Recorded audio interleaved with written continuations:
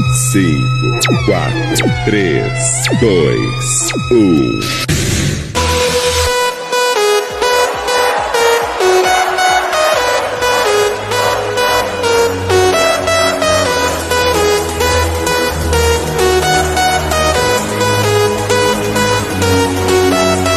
Week, everybody. If we haven't met before, my name's Fletch, and it'll be my utmost pleasure to walk you through this year's Super Bowl between the New England Patriots and the Seattle Seahawks.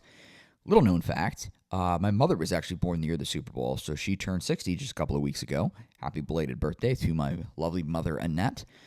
And we're about to get right into this, so it's going to be kind of a two-part breakdown. First half of the video, we'll do just your traditional sports book bets and props. Second half, we'll talk some DFS stuff. So if you're here looking for that, you can go ahead and skip forward to the second half of the video, although I would strongly advise against that because you never know. You might just catch something that you want to hear. So that being said, just a quick reminder before we get into the video that this is the prime time to sign up with new sports books. If you're in a legal betting state and you're not currently on a book that your state offers, they're offering all kinds of crazy promos right now to get people into their sports books. If you're here in Florida like me and you're not yet on Hard Rock Sportsbook, they're offering a lot of great promos themselves. I could send you my code if you want to reach out to me personally, and you can get up to $50 in bonus bets that way once your first bet settles. So that's awesome. It's probably the greatest time of the year, kind of, for sports bettors. I mean, aside from the fact that football's kind of coming to a close, unless you're really into basketball, but golf is starting back up again. So anyway, I'm not going to ramble on any further. Without further ado, let's jump into Super Bowl 60. So as I said before, for the sake of this video, I will be using Hard Rock Bet for the first portion. It's the only legal book in my home state of Florida. So that's what we're going to be going off of. So again, just a little disclaimer, if you're not from the state of Florida, then your odds may slightly vary. So looking at this game just initially, straight up. So this line has been bouncing back and forth between -4.5 and -5 for the Seahawks. I said this on TikTok and on socials a few days ago, maybe almost a week ago now, that I personally think the Seahawks win this game. To me, they match up better on both sides of the ball. They've shown in all different game scripts that they can be successful. And again, I don't think it's really any secret to say that the Patriots are not the most battle-tested team. Now, again, they played some tough games in the playoffs. They matched up with Houston and Denver, who are two of the toughest defenses in football. Granted, rough weather games, kind of ugly, scrappy games. Both teams had horrible quarterback play. So, again, it's really hard to judge the Patriots based off that. But again, for me, I'm still staying by that initial take that I think the Seahawks win this game. Now, the question is by how much? Again, I also talked about the real interesting thing here is I projected this line to move significantly. And don't get me wrong, it still very well might, right? So the majority of bets, I would assume, again, especially because this is, again, for lack of a better term, and I don't mean this rude, it's kind of amateur hour, right? This is casual betting palooza, for lack of a better term. And most of these people are probably going to wait to the last minute to put bets in. So I would guess the second half of Sunday is really when we potentially start seeing a move in the line, if there's going to be one. And again, I could see this line moving potentially, I think, in favor of the Seahawks. Even as far as 2 to 3 points, which is significant. So again, one thing I was looking at initially, and I looked at this earlier today, and I will take another look here to see if I can pull it up. So alt lines. So for the Seahawks, okay. So it's not letting. Oh, I can show more. Okay. So on the phone app, it's a little bit different, but as you can see here, no, I don't want that crazy of a move. But if you're feeling confident in, look, let's just let me break this down before we even get to the alt line. So if you like New England, honestly, probably just jump money line. Like, to me, that would make the most sense. I mean, again, you could take the 4.5 points.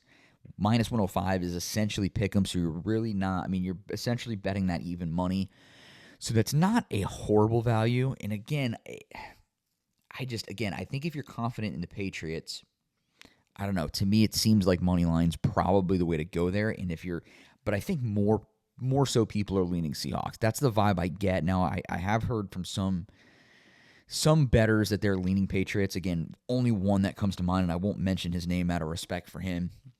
But he's a guy I respect in the betting in DFS world or community. So there are people going that way, and obviously there'll be Patriots fans going that way. But again, the mass majority, I mean, again, to the point where literally I've heard one person say they're betting Patriots. But I think the Hawks are going to get a lot of the action here, and justifiably so. And for people that are leaning that direction, it's interesting. I mean, again, look, you could lay the 4.5 points. That's it. Just again, what you really got to think about is, again, how confident are you in the Seahawks? Because again, what I really like about the Seahawks, again, as I just said a couple of minutes ago, they could win this game anyway. I mean, again, I'm not saying they're necessarily going to go out and shoot out the Patriots defense. Again, they did put up a lot of points against the Rams. So that's certainly possible. Although, again, let's put all the chips on the table here. They are a team through the course of the regular season that's heavily prone to turnovers. That's just fact. Now, granted, we haven't seen one turnover yet this postseason. So, again, digest that as you will. Also, you've got a quarterback in Darnold who's heavily throughout his career, this season included, he might have even been the top quarterback in interceptions this year against a defense that's shown that they can generate turnovers. So, again, this game could certainly go a lot of directions. The question is really with those is if Sam Darnold is to turn the ball over, or really anyone on the Seahawks side, do they give them a short field? And I think that's important because the Patriots, I mean, again, giving up short fields is going to be something that could potentially knot this game up and raise the score. So, again, if you're thinking the Seahawks are going to win this by multiple scores, I think alt lines are really interesting, and I did take a look at that earlier today. And I think, again, something like Seahawks, like if you're willing to go like -6 and they win by a touchdown, now you get to bet it at even money, versus either having to lay 4.5.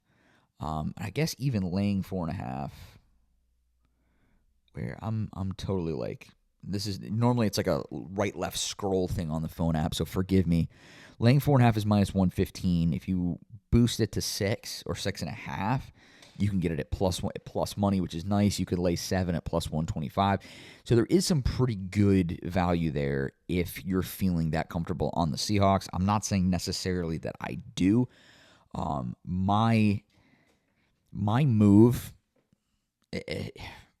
which may not be the most advisable, is probably to go Seahawks on the money line and stack it with some props. Probably the way I'll look to go after it, but you never know. Like I said, this line can move. A lot of things can happen. As far as the over-under, again, really has not moved. So at least to this point, there's not a lot of money coming in either way at that 45.5. And it's just interesting for me because, again, I could certainly see the Seahawks putting up, 30 or close to 30.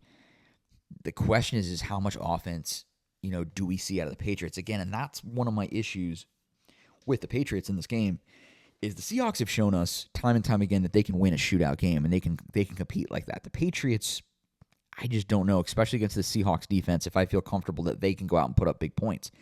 Granted, the one stat that is incredibly interesting here being that the Seahawks are one of the most prone teams to quarterback scrambles, and Drake May loves to run. So, again, does that open up the offense at all? Do the Seahawks have to make adjustments? Generally, that's not something that you really make adjustments for, I don't think, unless you have like a Lamar Jackson or a quarterback that's really known for running. But does something shake up here? Maybe. But anyway, so again, I think that kind of sums up where I'm at, really. I mean, with the over-under, honestly, I'm kind of avoiding it. I really don't have a strong feeling one way or the other. I mean, Super Bowls are so unpredictable that, again, if I had to lean one direction, I'd probably lean under just because both of these defenses are so good. But that's just a weird gun to my head kind of a lean thing. That's not something I'm necessarily recommending. So as we go into player props, there's definitely some interesting things here. As far as touchdown scorers, so again, this doesn't lay out as nicely as the phone app does, which is kind of weird. Usually you would think the desktop version would be the cleaner of the two. But really, I honestly, I got to give Hard Rock credit. Their phone app actually lays things out, I think, in a lot nicer manner, where it just lays it out. It doesn't lay it out by team here. It lays it out by odds. But there were a few guys that I think are interesting as far as ATT bets, especially on the Patriots side. Again, I think guys like Mac Hollins is one that's interesting at plus 450. Kayshon Boutte at plus 350. And the other one, where the heck is he? He's right here. So Hunter Henry at plus 250. I think these are all guys on the Patriots side that could get targeted in the red zone. And even Diggs is plus. So again, you're getting pretty solid odds for a touchdown on any of these guys. You're probably getting the most value again on, actually Hunter Henry's got like 7 or 8 touchdowns this year. So again, at plus 250, I think that's pretty solid. I would have seen his odds being not quite that. So I think there's value there. Mac Hollins is a big-bodied receiver. Kayshon Boutte has been in the end zone. So again, I think some of these guys on the Patriots side are quite interesting. I'm not as excited on the Seahawks side. I think potentially where I was looking at Kenneth Walker is potentially multi-touchdown at plus 275. Now, again, those odds are not great. You're not getting a lot of value there for a guy to score 2 touchdowns, but Walker's done it in the postseason. You think he had 3 touchdowns maybe against San Francisco, and he's going to be the featured back here. So, and I don't know why right now Zach Charbonnet. I was totally blanking on the name of the other running back, but Charbonnet won't be here. George Holani is going to be the other running back. And again, I think in the red zone, Kenneth Walker is going to be the guy in the game, whether it's on the ground or potentially little dump-off passes. So again, I think he's certainly in play, but at 275 is not incredible. JSN at plus 500 for a touchdown is also, actually, sorry, that's 2+. What am I talking about?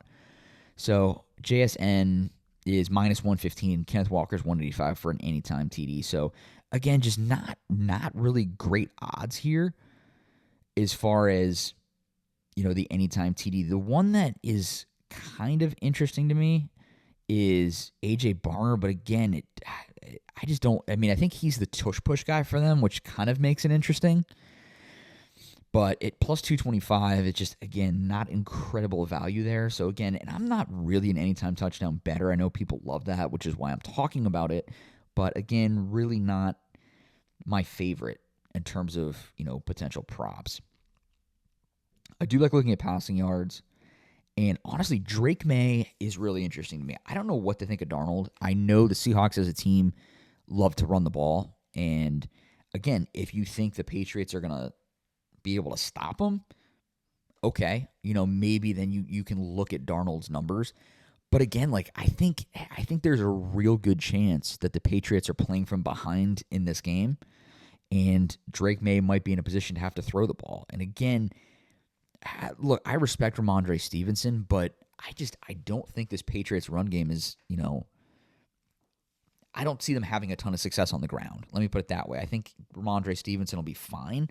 And again, I think if we want to take a look at, if I can find it here, rushing yards. Ramondre Stevenson's rushing yard prop is at 49. I think that kind of now, granted, and here's what you need to keep in mind with that. So yeah, does TreVeyon Henderson, for most of the season, TreVeyon Henderson has gotten a good deal of snaps, and even at some points in the season, gotten a lot of snaps.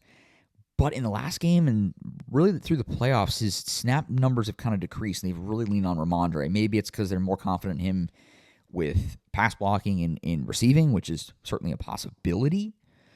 But, overall, 49 yards being his over-under for pretty much a number one back is incredibly low, especially when you look at the other side at Kenneth Walker at 73, which honestly might even be low. I respect this Patriots defense in their ability to stop the run. But, again, I think that tells you a lot just off those props alone, going back to passing.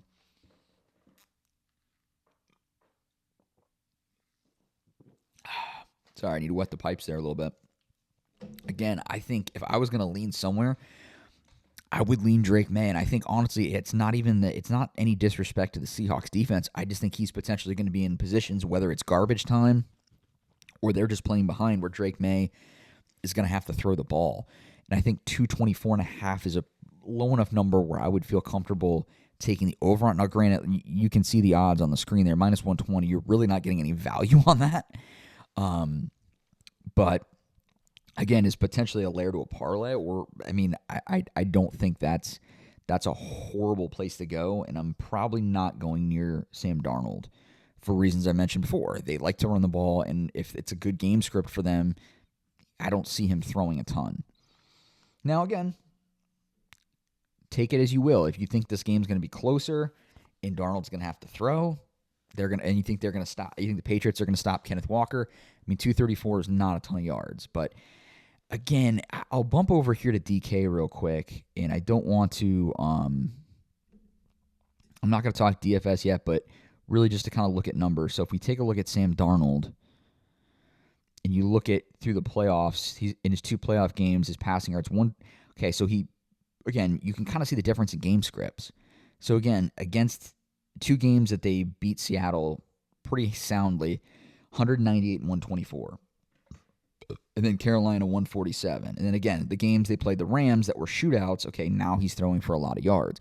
But that's what I'm saying. If the game script favors Seattle, he's not going to be throwing. So again, maybe you even jump under on that if you think it's going to be a positive script for the Seahawks. That's actually looking more and more promising, I think, than the over. Honestly, if I was going to go one way or the other on that. Completions, I don't have a good feel on that. Again, I think for the same reason as I mentioned before, again, you get no value on Drake May, which, again, is kind of a reason why I'm kind of not really going here. But again, 10 completions and 20, and again, these 2 were bad weather games. Again, but that's the thing. So with Drake May, again, 17 completions, and he really hasn't been an efficient passer. You look at his completions throughout the season. Again, in games where he has to throw more, yeah, he might get there. But the Seahawks defense, 19.5 is a low number, I think, for both of these guys. But you're getting no value taking the under.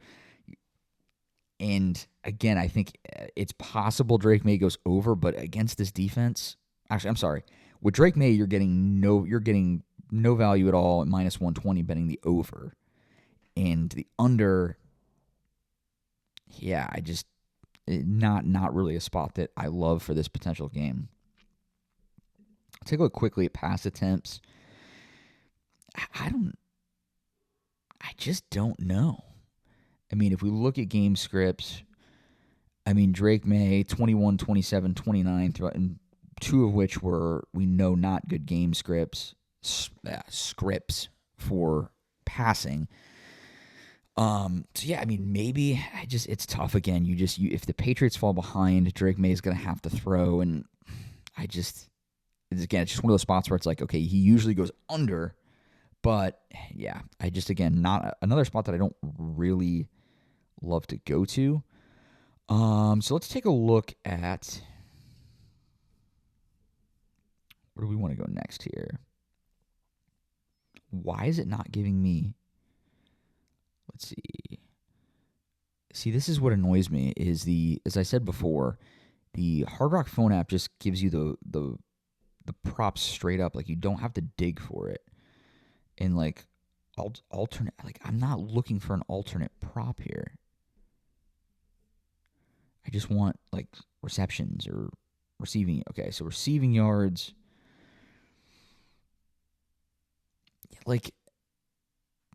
What? Alternate receiving yards. Yeah, why is it giving me this? This is... Oh, here we go. I got to scroll a mile down to find it. Okay, anyway, so let's look at receiving yards here. George Halani is actually interesting just in the fact that he kind of... the way that they've used him is more so in third down pass catching roles. So again, but I'm not really there with it. JSN's at 94 minus 120. There really isn't much on the Seahawks side that I could say that I feel great about. I mean, again, sure, JSN could get there. I mean, but again, the value on it is like, I mean, the Patriots side, I do like Mac Hollins there at 25.5, and I'll show you exactly why I feel that way. I was looking at these numbers earlier, and we'll talk more about Hollins when we get to DFS for sure, which at 5,400, he's probably priced about right. But again, okay, 2 targets in the last game, 51 yards. Had 9 targets against. Why is it? Did he not play one of the playoff games? He must not have played one. But again, like you look, and his targets are there. In a couple receptions, he gets targeted downfield as well. I mean, you look at his yards, and you go, if this guy can haul in 2 catches, I mean, it's a pretty damn good chance that Mac Hollins can get over 25.5 yards. Like, I really do think that. And I also think, I mean, Diggs, I think people will be tempted to go to Diggs, but I think his ADOT, or those of you who aren't familiar, average depth of target is just so short that, like, I don't know how comfortable I feel with Diggs there. Kayshon Boutte's interesting, but some of these guys I may like more in terms of receptions. Like Kenneth Walker, 2.5 is one that earlier when I was looking at it kind of jumped off the page at me. You look at their 2 playoff games, 4 receptions, 3 receptions. The targets are there. Again, you would think in a playoff game against a good defense, 3 dump-offs to Kenneth Walker when he'll be on the field quite a bit. I mean, again, and obviously the the odds show you that even though the line's not moving, they feel pretty strongly that he could get over 2.5. And again, I think as a layer piece on a parlay, I think that makes a lot of sense. JSN, I mean, look, honestly, like over 7.5 at plus 115, like in the Super Bowl, I don't think that's crazy. I mean, if you want to take a look at his numbers, 10 receptions in the last game. Now, again, game script dependent. Sure, again, if you think the Seahawks are going to blow him out, maybe he doesn't get 8 receptions. But, I mean, you look through the course of the season, it's not a long shot to say he could get there. And if you think this game remains close, the more action JSN is going to see. I really don't see people keep talking about Christian Gonzalez, and nobody's been able to stop JSN this season, and I don't think Christian Gonzalez and this Patriots defense is going to be the first. I think, again, it just ultimately depends on game script there. Shaheed is interesting at 1.5, and whenever you see a prop like that where the numbers are so low, I mean, again, granted, that's the problem with Shaheed, is he just doesn't get targeted a ton. It's like in the offense, it's pretty much, again, you look at, it's pretty much JSN and where the heck in Cooper Kupp, again, targets who are pretty much eating up. I mean, this is a very funneled offense.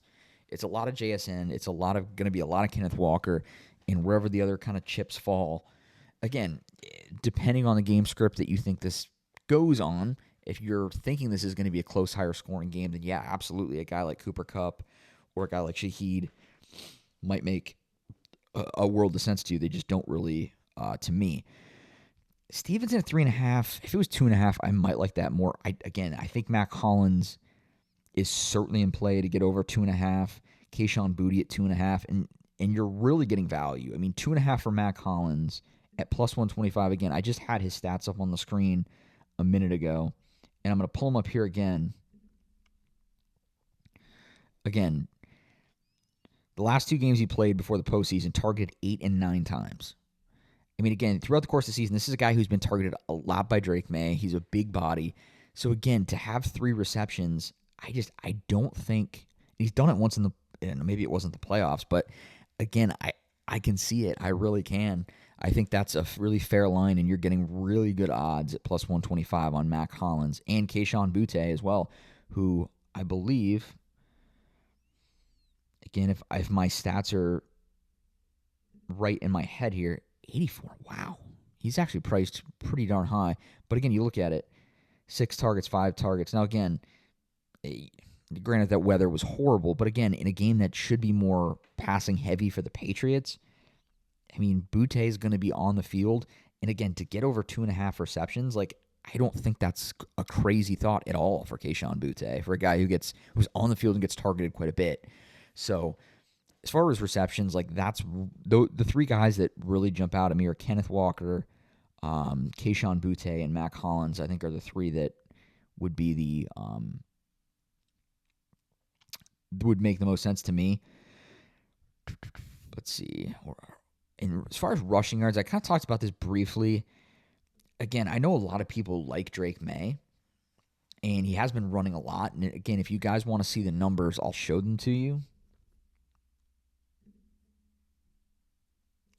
So with the 3 playoff games that they've played, rushing yards for Drake May have been 65, 10, and 66. So outside of the Houston game, which, again, wasn't really all that close. So, again, certainly a quarterback's going to run a lot less if the game's, and if you're up a lot. But, again, I kind of agree. Like, I don't think that that's a crazy number, and I understand why people are going to that. My worry is, again, against a really good defense in a game that they're underdogs. Like, yeah, maybe he runs more. And, again, I don't think it's crazy to say he gets there. What I worry about is, again, my thing with quarterback rushing is if guys get sacked, things like, I mean, there's a lot of ways that quarterbacks can lose yards.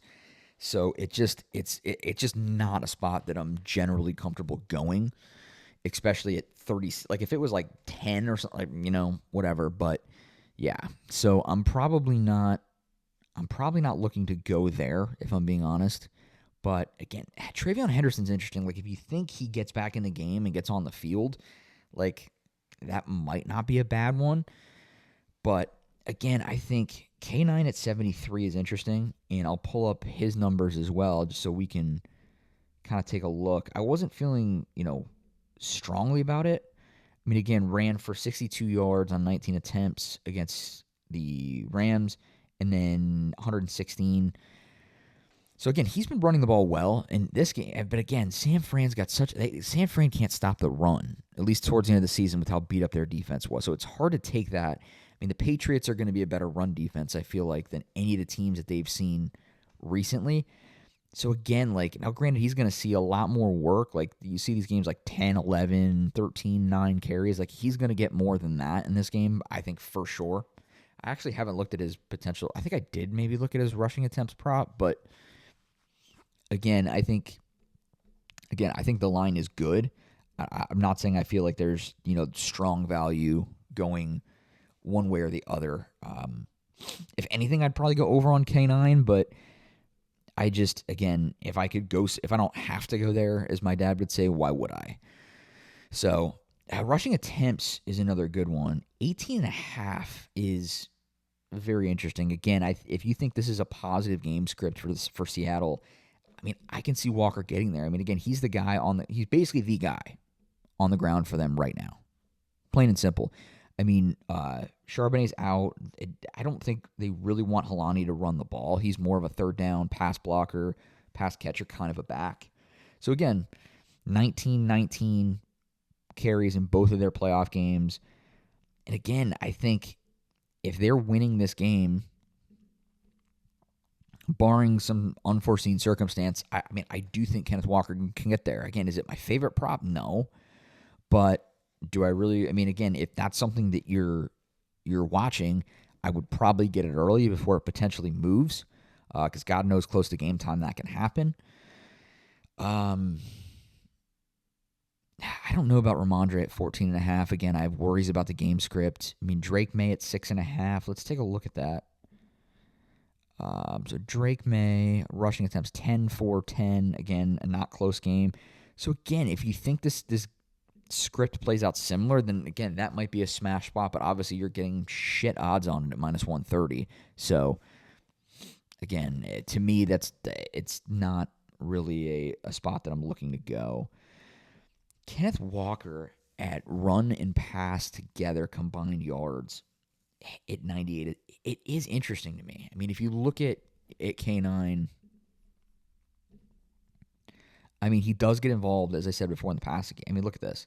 In the Seattle game, he had 62 on the ground and 49 in the air. I mean, 116 in 29. Like, so he gets involved on both sides. So that honestly might not be a bad way to attack Kenneth Walker, and you're getting it at even money at 98.5 for, I mean, again, and he's a guy that has big play upside. That's one of the things I love about Kenneth Walker is he's, not only does he have great speed, he's got great feel and vision, but he can make guys miss and he can get big plays. So again, he has one big run or one big catch, and again, he's probably in a pretty good spot to hit that number, again, assuming a positive game script for the Seahawks.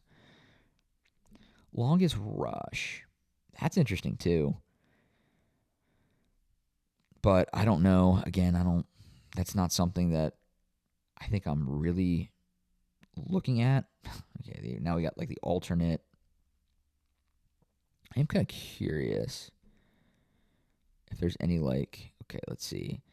Sacks aren't really something that I generally bet, and I just don't know these defensive lines all that well to really know like who would be the guy to bet here. Sometimes I do have stronger feelings, but I mean, Leonard Williams at plus 150 is maybe a leg, but field goals have been weird. Like, I think I would be more likely to go Jason Myers on that, just because I actually, believe it or not, one of the weeks took Andy Borregales.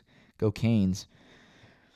And I don't think they even attempted one field goal. Now, granted, horrible weather games. Again, let's just call that as it is. But again, Jason Myers, I feel like they do. Okay, so again, the last game he only attempted one. He attempted two against San Fran, 4-2. I mean, again, this is a team, especially against a good defense, that again, I think Jason Myers is certainly in play. And we'll talk about him, I think, a little bit more, too, when we get to DFS. But I would be more, I mean, again, minus 200 is, yeah, I mean, that would probably take me off of it, to be honest with you. Like, at minus 200, that prop to me just isn't worth the sweat. And Andy Borregales, like, for whatever reason, it just doesn't seem like New England attempts a lot of field goals. Like, they just, I mean, maybe earlier in the season they did, but, like, I don't know. Just for whatever reason, it just doesn't seem like they were in position to attempt field goals, which is just kind of weird. But one thing I will say, though, is weather should be fine in this game. I mean, I'm not aware. Actually, that's not a bad idea to take a look at right now.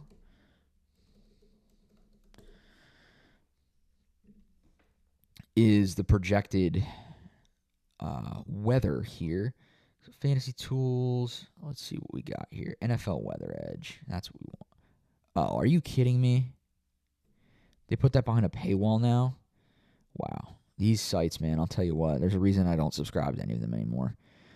Just throwing everything behind freaking paywalls. Okay. So let's just go.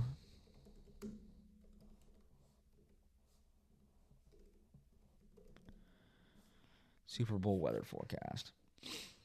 Okay, let's see. Let's see what CBS Sports has to say about it. Okay. According to AccuForecast, expected to see a high of 67 degrees. That's slightly above average for the area. Okay. All right. Yeah, I mean, so weather in the 60s. My big question, low chance of rain. Okay, the big question, though, for me, which they're not telling me, is wind. Because that can certainly play a factor. I have no idea. Pat's pulled. Yeah, I mean, again, I'm completely just trying to find some.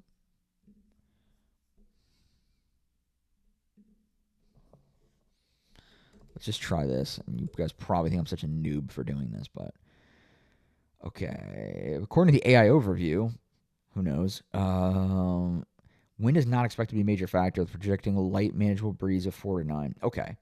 So, I mean, assuming that's the truth, and I don't know why it wouldn't be. Again, I'm expecting weather to not be a major factor here, so I don't think field goals are going to be that big a problem. But again, you're just really not getting good odds here at all betting. So people must just be smashing the over on Jason Myers, which, again, for the reasons I showed you before, makes a lot of sense. So let's have a little bit of fun. Actually, do we want to? I think I kind of looked at this earlier, and I don't think I was really into any of that. But let's have a little bit of fun here, and let's go to. I guess we take a look at the MVP, even though I really There's really nothing here that excites me. I mean, sometimes you'll find somebody that's a long shot. I mean, look, if you think Stephon Diggs could be it, plus 5,000 is surely fun odds to sweat. But, or if you think there's a defensive player. But, I mean, again, the guys that I'm looking at, I mean, obviously, look, you're not going to make money betting. I mean, again, look, if you think, now there's an interesting point. I heard somebody say this a couple of weeks ago. Like, if you think the Patriots win, then there's a parlay that makes sense to say, like, again, Patriots win, Drake May at plus 220 to win the MVP. Like, that would just make so much sense. But if you're like me and you're leaning more so that the Seahawks are going to win, honestly, to me, like, I think Kenneth Walker and JSN are the two. I think there's a good chance it could, if they win the game, that it could be somebody that's not named Sam Darnold. So, and again, the storyline would be kind of fun, so you got to keep that in mind. But again, I think if the Seahawks win and a JSN or Kenneth Walker have a massive game, I think one of them could potentially win it, and at plus 500, plus 650, at least it's long enough odds where at least it's a fun bet. So I think those are the two guys that are interesting to me. I think I looked at these earlier, and this one, any player to record. This is kind of interesting, but minus 210 is really a player to get 2+ touchdowns is minus 210. Wow. People, I mean, I can only assume that line moved because I can't imagine that's where that line started. Because again, there's definitely guys in this game, and maybe that's what they're thinking. Maybe they're thinking JSN or Kenneth Walker end up with 2 TDs. But again, either team to get to 30, not enough odds where I really feel comfortable. I think I looked at these earlier. Oh, that's interesting. Each team to record 1+ rushing touchdown. At plus 155, that's interesting to me. I would have thought that would have been like a minus something too. I think that's any quarterback to throw 2+ picks, opening kickoff to be a touchback. Really? Plus 190? That's kind of a fun novelty bet. I don't even think I saw that one earlier. Opening kickoff to be a touchback. You got to think there's pretty decent odds of that. So plus 190, I think you get decent value on that. That's interesting too. Each team to have a passing and a rushing touchdown. Pretty interesting. Let's see here.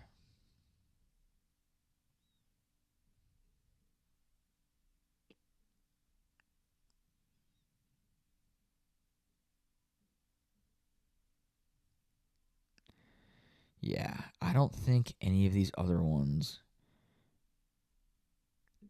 Most passing yards, most rushing. Yeah, I mean, it's like you're really not getting. I mean, this one's a little bit interesting to me. Again, if you think potentially this gets to a spot where it's a pretty dominant game by Seattle and they don't have to pass much, and you think that, maybe a Diggs or a Kayshon Boutte can I mean, again, is it likely? No, and hence the odds, but is there a world of possibility where the Seahawks have a decent lead throughout this game and maybe somebody on the Patriots side has more receptions than JSN? I mean, I think it's certainly possible. Obviously, I would never root for an injury, but it is football after all. I mean, these are pretty long odds for some of these guys who aren't named JSN. So, kind of interesting. Just something to kind of look at here. Most receiving yards by receiver. Okay, we kind of basically looked at that already. Player to record longest rush attempt. Wow. So, Kenneth Walker is at plus 200. Huh. To have the longest rush attempt in the game. I actually like that. I do. That is very interesting, and to maybe put that with like his rushing yards or yards. I don't know if you can even parlay some, but that is interesting. Plus 200 for K9 to have the longest rush attempt of the game. It's very wow. So right now, according to this, Drake May is the favorite to have the longest rushing attempt. That's interesting to me. So I think jumping K9 on that. you may be able to get some value there. That's longest reception. Again, it's certainly possible. Again, if a guy like Boutte or somebody weird catches a deep ball and it happens to be the longest reception, you could get some really good odds on that too. So that's certainly fun. Total field goals in the game. I don't know. Yeah, it's a 50-50. Like, why? Okay. What's Super Bowl repeat specials? Okay. Any running back to record 100 rushing yards and a touchdown? Okay. That's interesting to me. Okay. All right. So let's get into the fun stuff here. Novelty specials. Yeah, I mean, coin toss, 50-50. You guys all know the drill on that one. Color the Gatorade. Like, I don't know why, for some reason. Obviously, I have nothing telling me this. Just for some reason, I have a gut feeling that it would be blue or red. And if you're like feeling that with me, maybe you jump one of those. I mean, I know it's been orange and purple a lot. Probably that's why that they're short odds, but I don't know. And honestly, I have no total fourth down conversions at 2.5. I think is really interesting. I think that one could certainly go over in the Super Bowl. I mean, I would have to look up the stats for that, but let's see.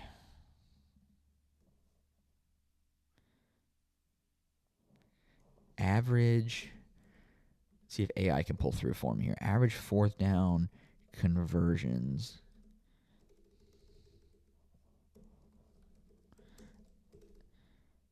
In a Super Bowl. Come on, AI, pull through for me here. 4 teams hold the record for the most fourth down conversions in a single Super Bowl with just 2. Okay. That's interesting information. So, again, 3.5 is a good line. Let's see, total fourth down conversions. Yeah, I mean, if you take the over at 2.5, again, if one team has 2 and one team has 1, I mean, there you go. You're there. I mean, plus 110 isn't great, but I think it's a relatively high percentage play, even though, anyway, depending on how you feel about that statistic I shared. But again, especially I think if we see a spot where, again, you see like towards the end of the game, if one team happens to be playing catch up. Okay, here's a fun one too. Length of shortest touchdown. Basically saying is they were going to be like a touchdown scored from like the less than 1 yard line or less. And that's interesting. So most people are saying yes, that there's going to be a touchdown scored from inside 1.5 yards, which could certainly happen. But yeah, I mean, there's not really value to betting the over on that. Longest touchdown, again, it's a 50-50. Last snap of the game to be a quarterback rush attempt.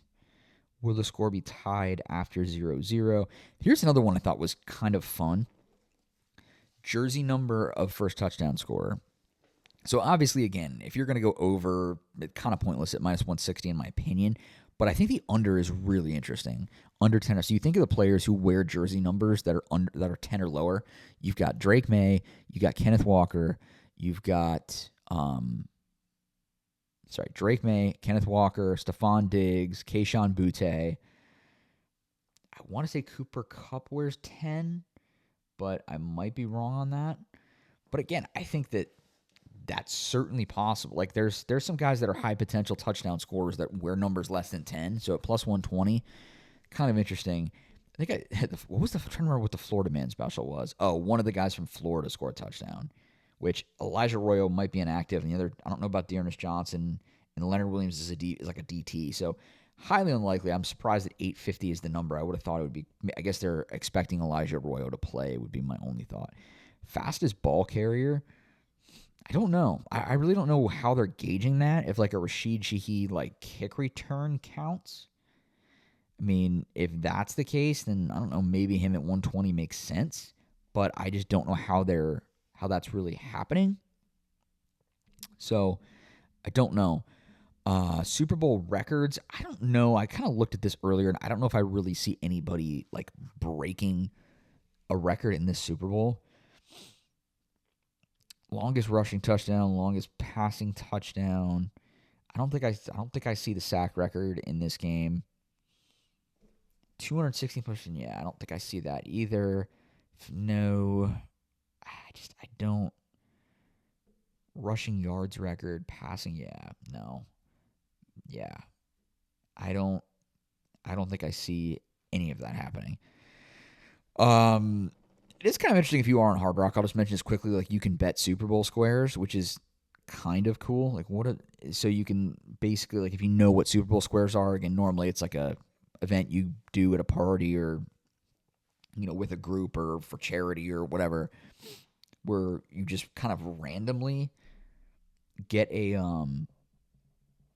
square. Oh, so that's just okay. So is there? Oh, that makes sense. Okay, so that's just for the final. So you could bet the final one and get like over plus 2,000 odds, which is kind of cool.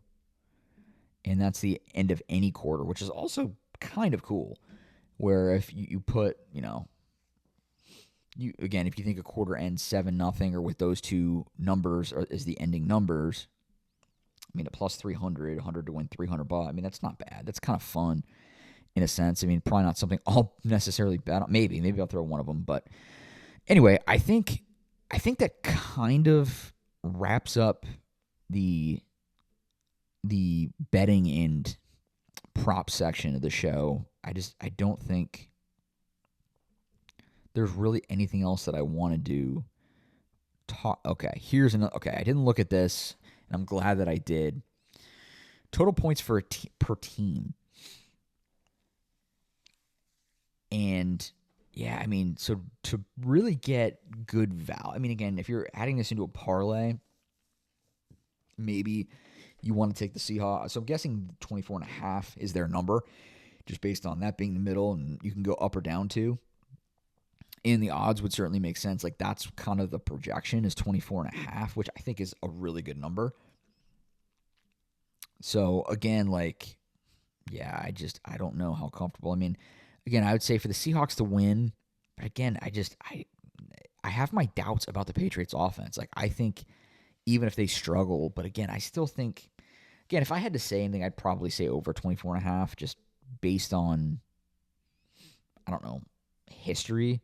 I mean, if we pull up a player, let's just pull up JSN.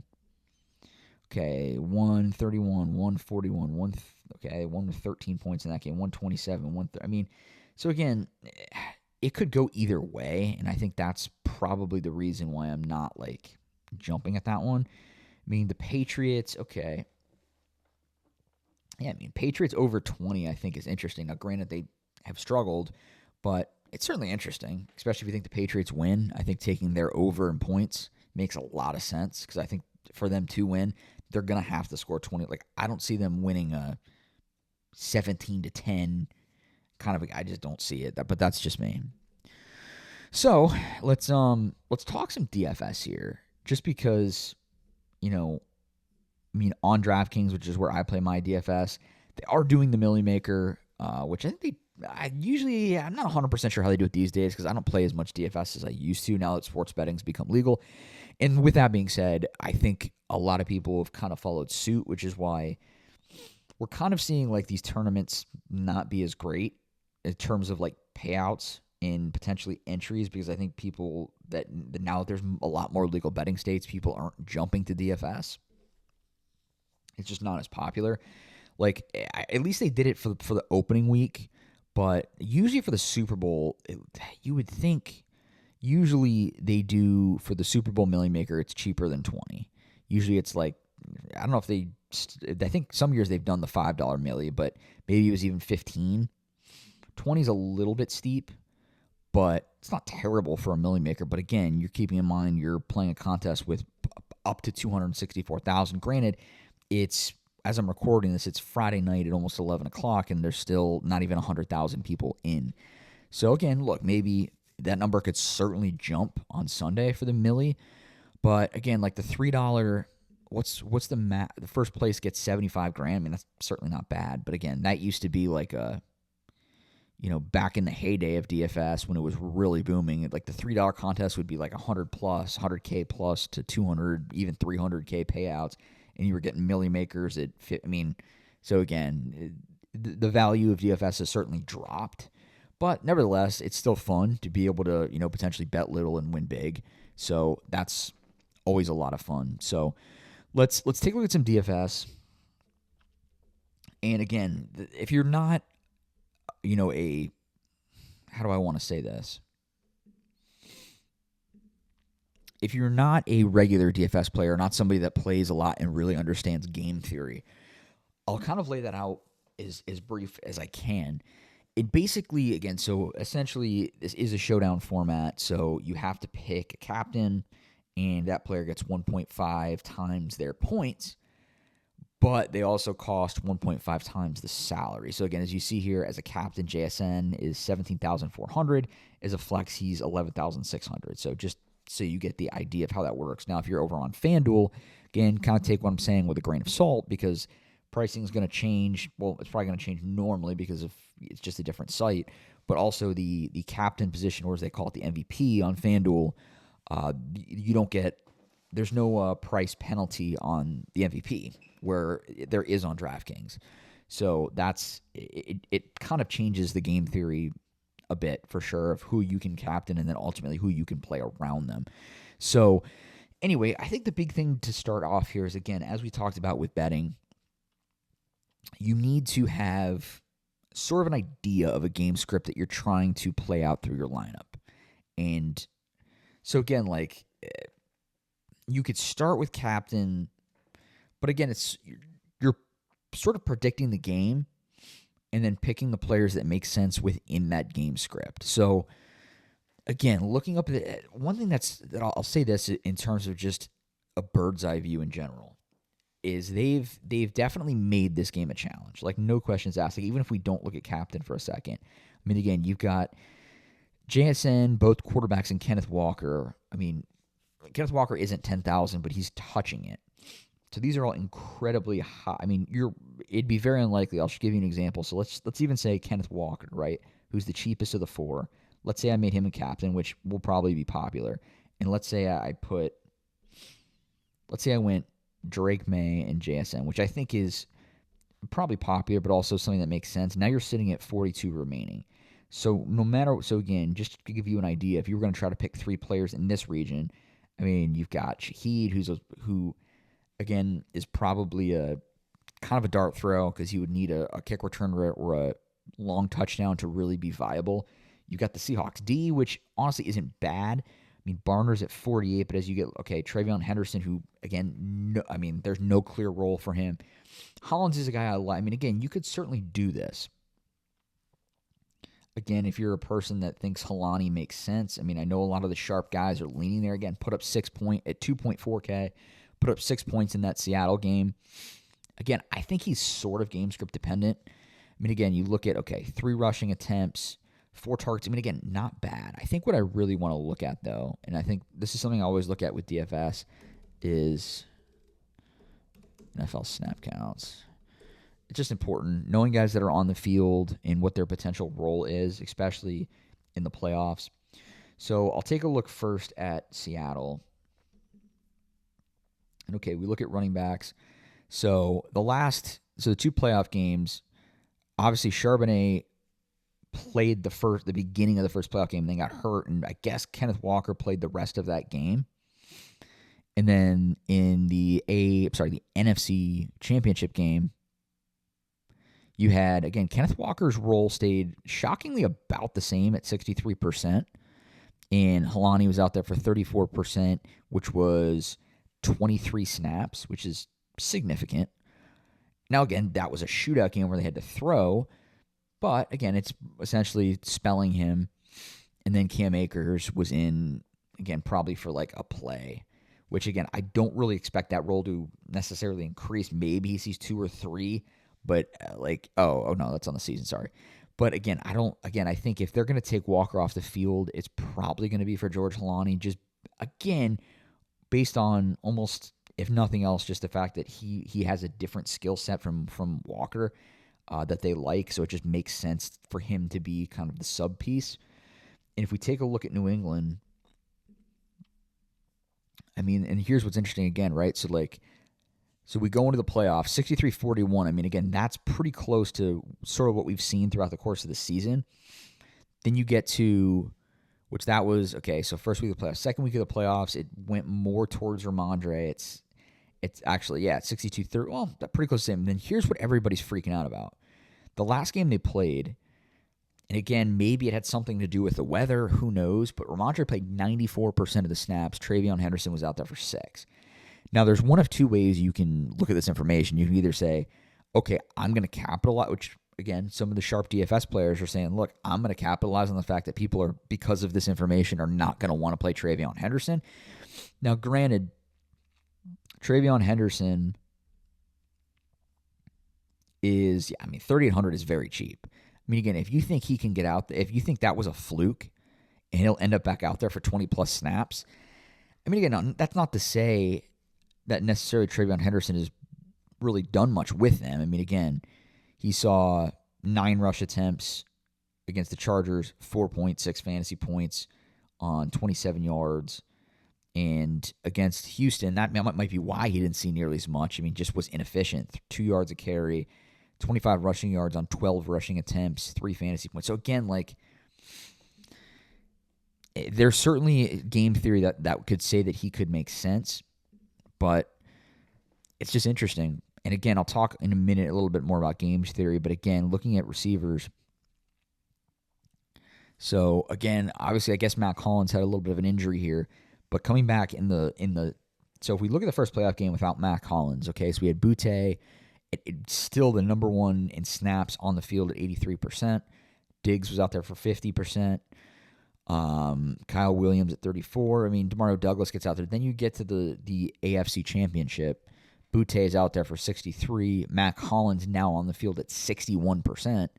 And then Diggs drops to 47. Williams drops. Douglas drops. So, again, keeping that information in mind, especially what I was talking about earlier with props, with receptions for guys like Collins and Butte, these guys are on the field.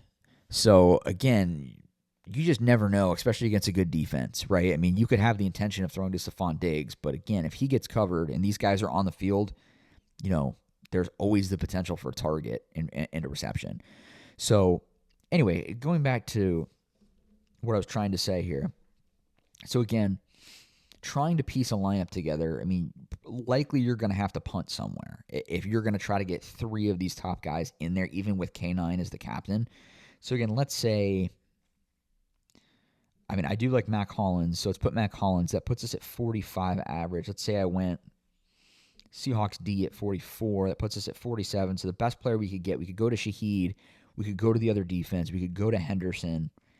Or, again, totally punt. But, again, so it's really not, I mean, if it really makes it tough. I mean, they really made, it's essentially in DFS lingo here, there's really not much of a balanced build to be made, if you think about it. And there's just not a lot of guys in that mid-range, right?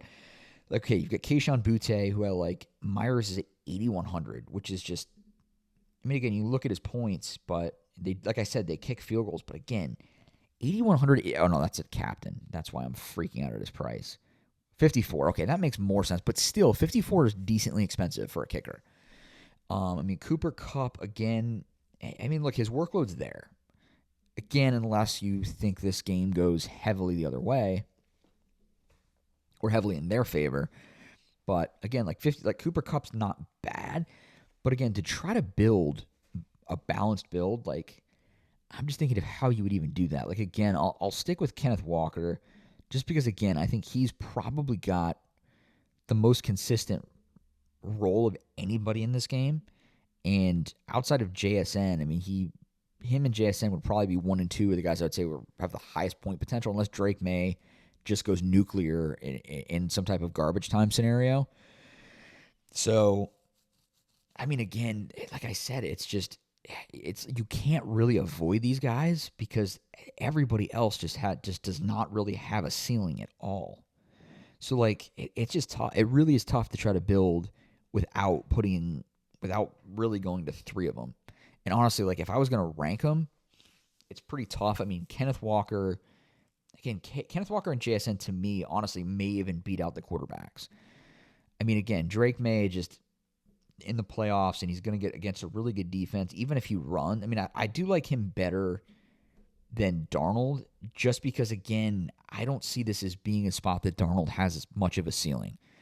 Going back to the game script, I don't see this being a game where the Seahawks are behind and Darnold's got to air the ball out, or even a shootout. Like, I don't see this being that type of a game. I have enough respect in New England's defense, and maybe I'm wrong to say that. But again, like, I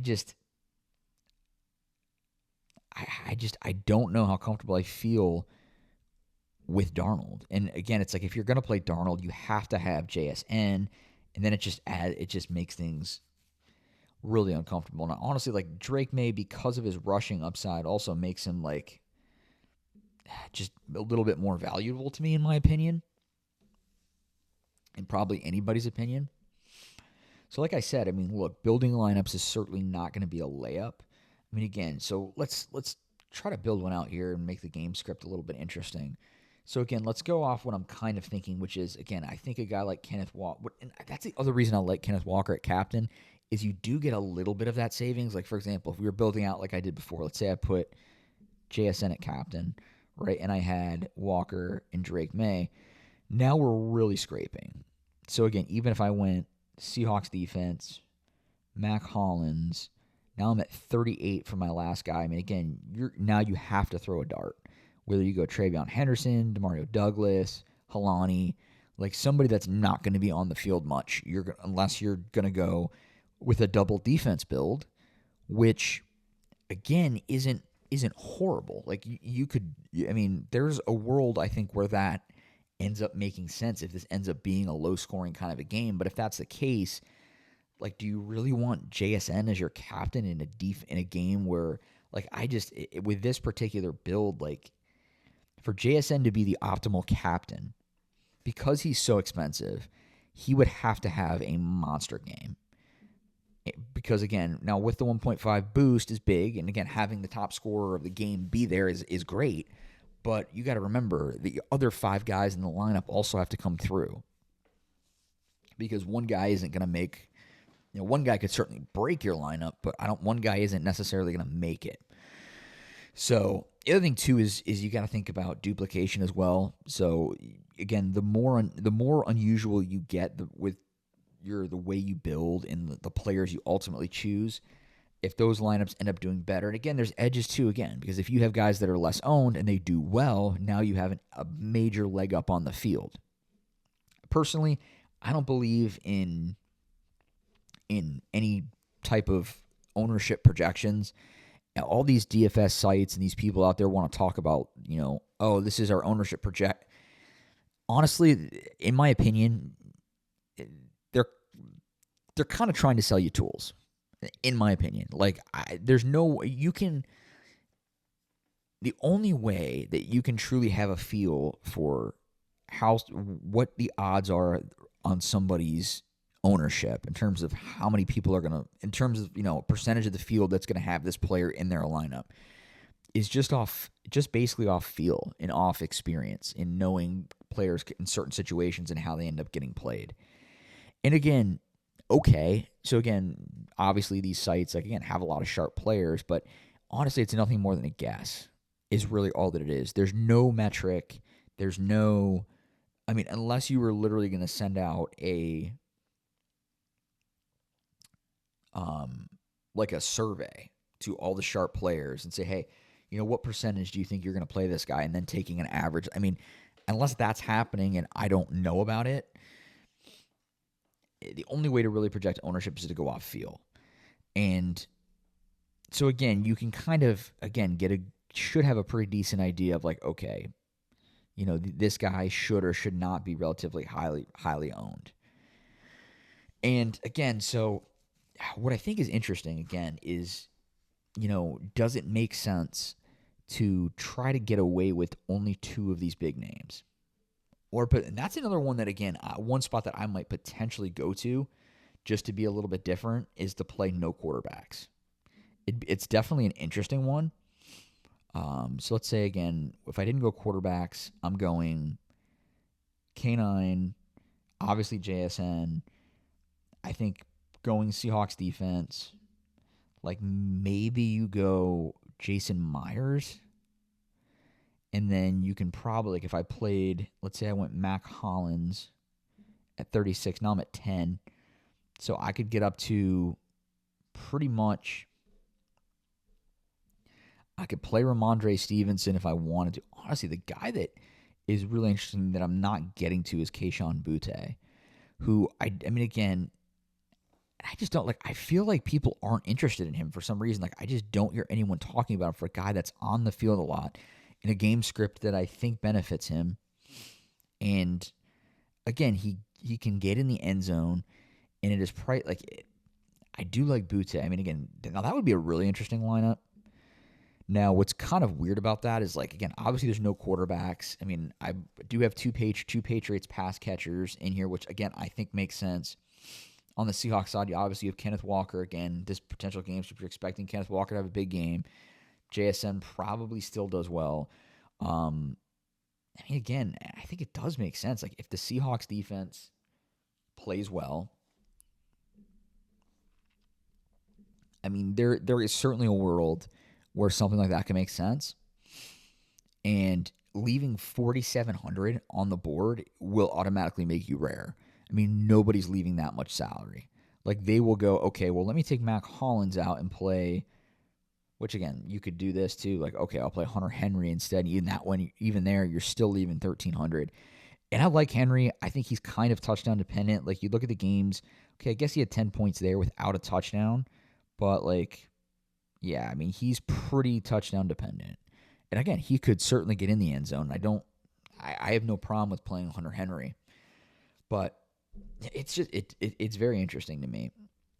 There's definitely a lot of ways to go about it. And, again, just in terms of, how I feel about players, like, again, JSN goes without saying. Again, quarterbacks are fine. Like I said, I kind of lean Drake May a little bit. I think the game script that I'm projecting just makes a little bit more sense for him to have a bigger game than Darnold. Obviously, I love Kenneth Walker. If you haven't seen any of my social stuff, again, the Seahawks run the ball at the highest rate of anybody in the NFL, and I think he's a great running back. So that kind of says it like it is. Ramondre Stevenson, I don't love in this spot. Again, could he get involved in the passing game and that kind of, pushes him forward? Absolutely. But again, he's not a guy at 8,800 that I'm necessarily jumping to because I just don't see him doing a ton on the ground.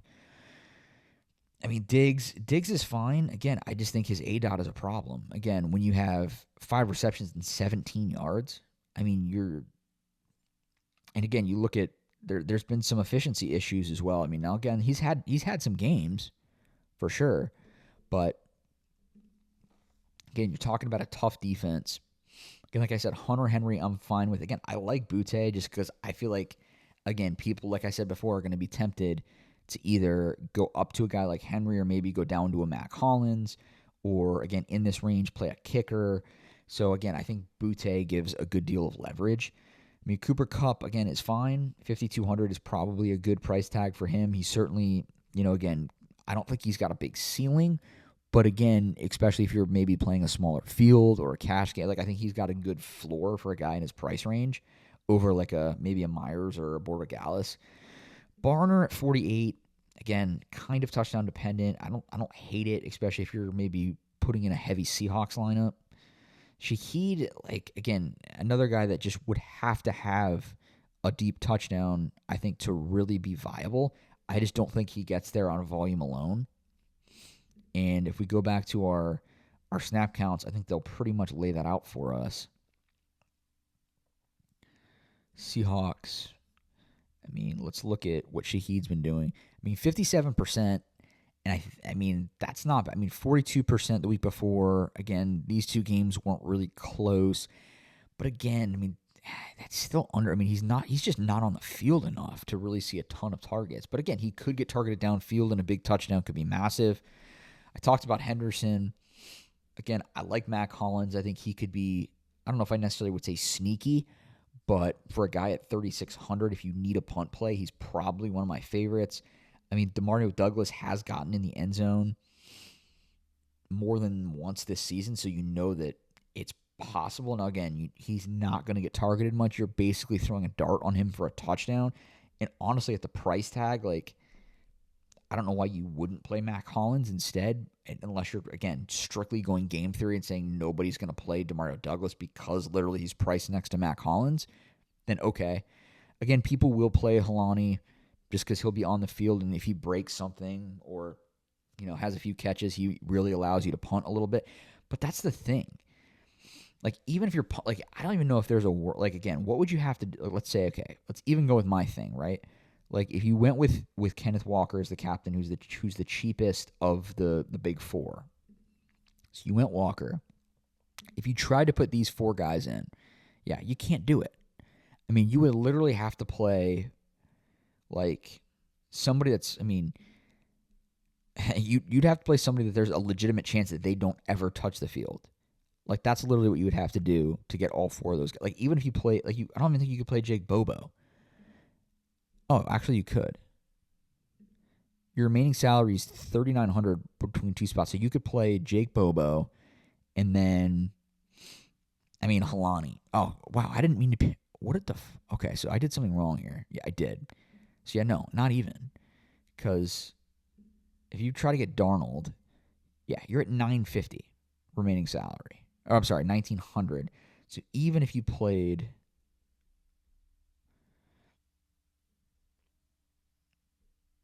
yeah, I mean, you couldn't even play Jake Bobo. I mean, yeah, you literally have to play guys that can't even get on the field. So you're either playing three of the big name, and that's with Kenneth Walker. So you're either playing 2 to 3 big guys and fading somebody. Yeah, essentially, you're playing 2 or 3. I mean, you could try to play all 4, but again, you're likely taking zeros in your other 2 spots. So I just don't think that's going to be a viable build.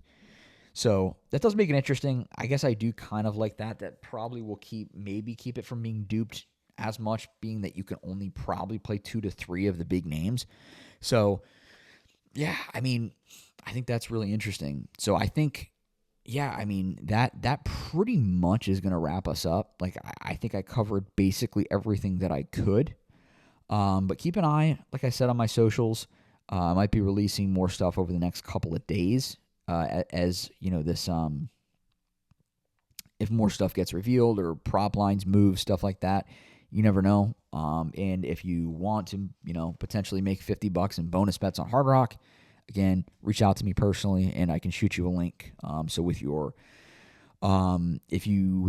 deposit and first bet, if you bet, I'm trying to think of what there's like a thing, but I think if you bet $50 or more, you get $50 back in bonus bets. So essentially, your first $50 is essentially risk-free betting, which is pretty cool. So if you want to jump in on that, reach out to me. We'll make it happen. And without further ado, I'm the Factor, and I am signing off.